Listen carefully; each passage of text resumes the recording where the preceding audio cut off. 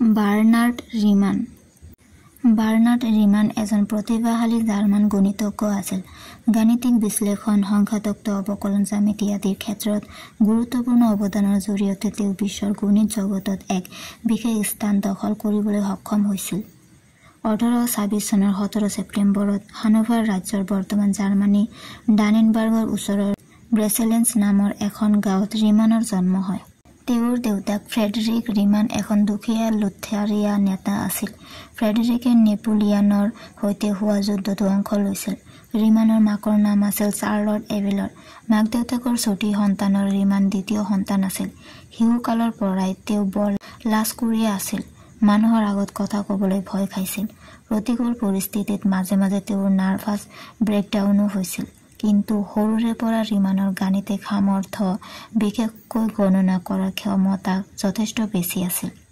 ৰিমান সৰু হৈ থাকোঁতে মাকৰ মৃত্যু হয়। তেওঁৰ মাকৰ ফালৰ আইতাকৰ ঘৰ আছিল হানোভাৰত।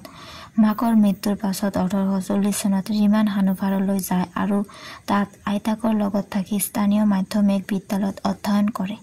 1842 চনত আইতাকৰ মৃত্যুৰ পাছত তেওঁ তাৰ পৰা গুচি আহিবলগীয়া হয় আৰু আহি লুনেবাৰ্গত উচ্চ বিদ্যালয়ত অধ্যয়ন কৰে। তাৰ পাছত তেওঁ দেউতাকৰ কথামতে ধৰ্মতত্ত্ব পঢ়িবলৈ লয়, যাতে যাজক বৃত্তি গ্ৰহণ কৰি দুখীয়া পৰিয়ালটোৰ আৰ্থিক অৱস্থা কিছু সবল কৰি তুলিব পাৰে।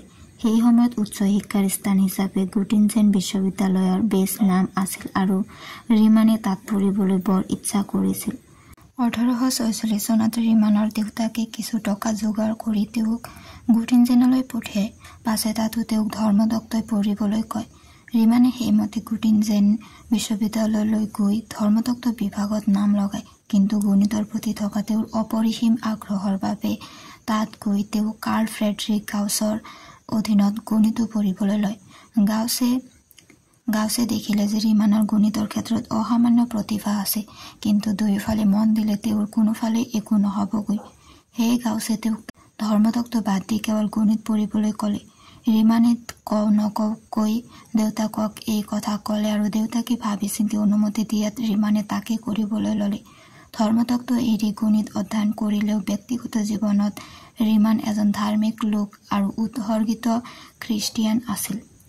তেওঁ নিজকে গণিতজ্ঞ হিচাপে ভগৱানক সেৱা আগবঢ়োৱা এজন লোক হিচাপে গণ্য কৰিছিল। ৰিমানে গুটিনজেনতে গণিত অধ্যয়ন কৰিবলৈ ল'লেও 1847 চনত তেওঁ ট্ৰেন্সফাৰ লৈ বাৰ্লিন বিশ্ববিদ্যালয়লৈ যায় আৰু তাত গণিত বিষয়ৰ অধ্যয়নত নিজকে নিমগ্ন কৰে। পাছে 1849 চনত তেওঁ পুনৰ গুটিনজেনলৈ ঘূৰি আহে। 1853 চনত গাউছে তেওঁৰ প্ৰিয় ছাত্ৰ ৰিমানক ফাউণ্ডেশ্যন অফ জ্যামিতিৰ সম্পৰ্কত এখন গৱেষণা পত্ৰ প্ৰস্তুত কৰিবলৈ ক'লে। ৰিমানে তেওঁৰ উচ্চতৰ মাত্ৰা তত্ত্বৰ আধাৰত এক গাণিতিক নিবন্ধ প্ৰস্তুত কৰি 1854 চনত এক বক্তৃতা দিলে।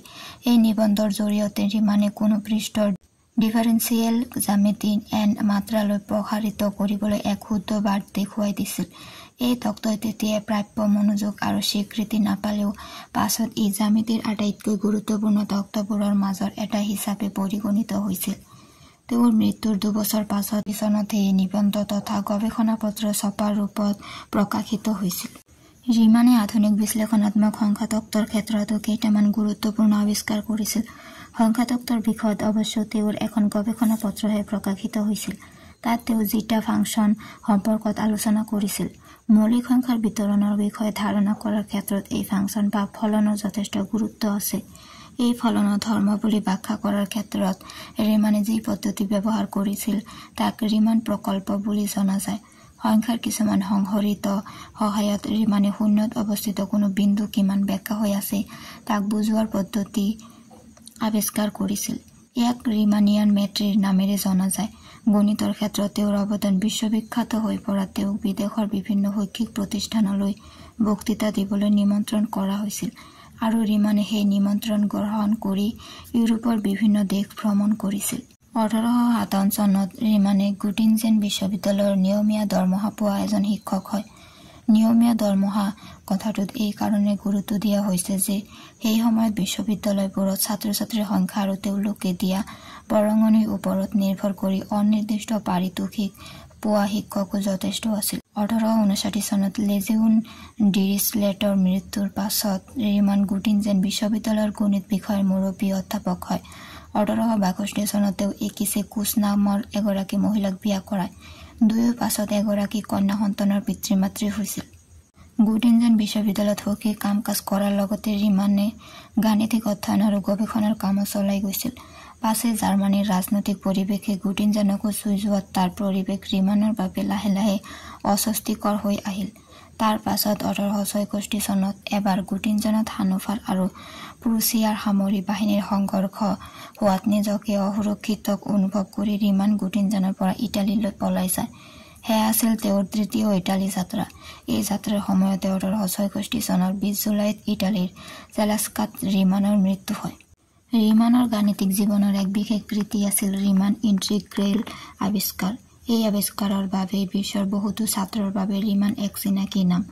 1859 চনত ৰিমানে ফৰিয়াৰ চিৰিজ, জটিল বিশ্লেষণ আৰু এনালাইটিকেল সংখ্যাতত্ত্ব সম্পৰ্কত যিখন গৱেষণা পত্ৰ প্ৰস্তুত কৰিছিল সেইখন এই বিষয়ত বৰ্তমানলৈকে আটাইতকৈ গুৰুত্বপূৰ্ণ গৱেষণা পত্ৰ।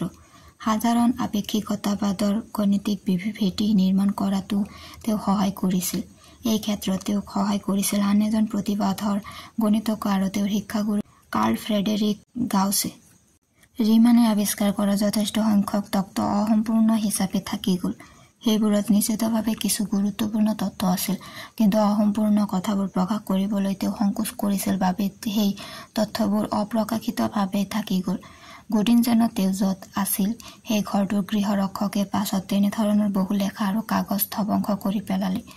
নহ'লে হয়তো পাছৰ কালত আৱিষ্কৃত বহু কথাৰ আভাস গণিতজ্ঞসকলে আগতেই পাব পাৰিলেহেঁতেন।